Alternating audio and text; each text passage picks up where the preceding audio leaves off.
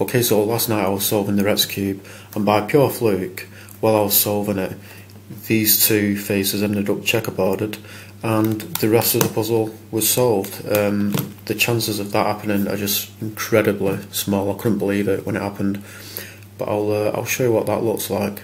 So this is what happened while I was in the middle of solving the puzzle. Well, more towards the end of solving the puzzle last night.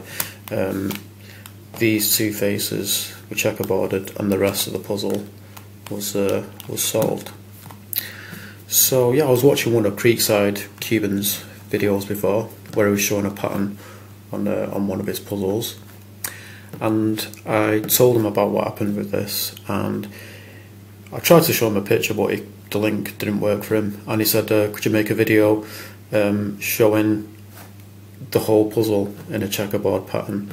So that's what I'm going to do. And actually, before, I did think of what other patterns I could actually make on this.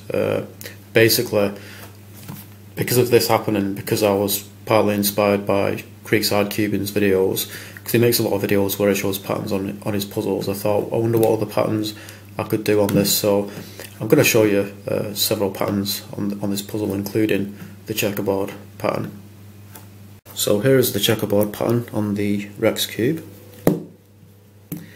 It was really easy to do. I basically solved it like I would normally solve a Rex cube, except the petals that I would put onto each face, I would use the petals from the opposite faces. So for example, on the yellow face, I'll put in white petals.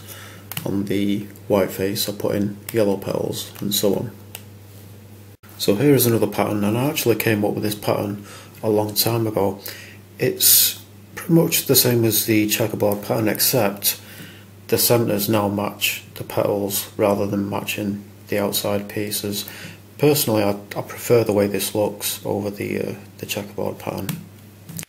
Now, to make this pattern, you can't solve the puzzle going by the correct colour scheme.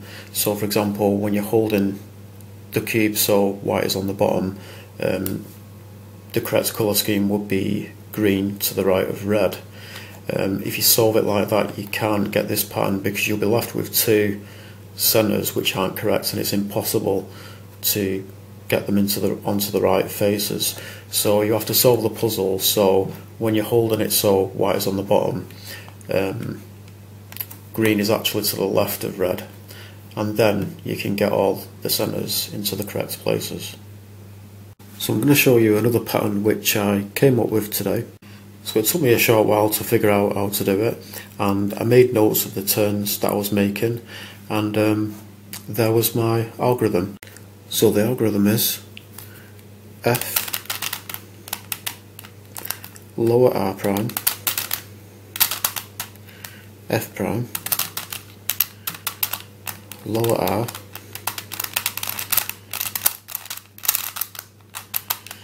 then you turn the cube once to the left,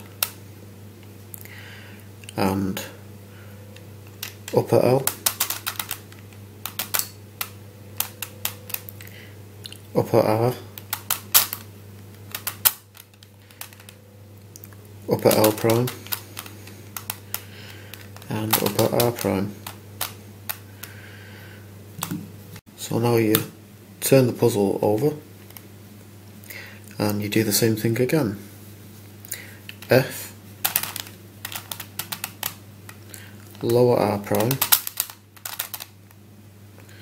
F prime, R, turn the puzzle once to the left, upper L, upper R, upper L prime, and upper R prime, and there is your pattern. So we've got this bit which has moved from there, and we've got this bit which has moved from there, and this bit which has moved from there. So all of these parts of the puzzle, it's like they've turned once clockwise, and you've got the same on the other part of the puzzle.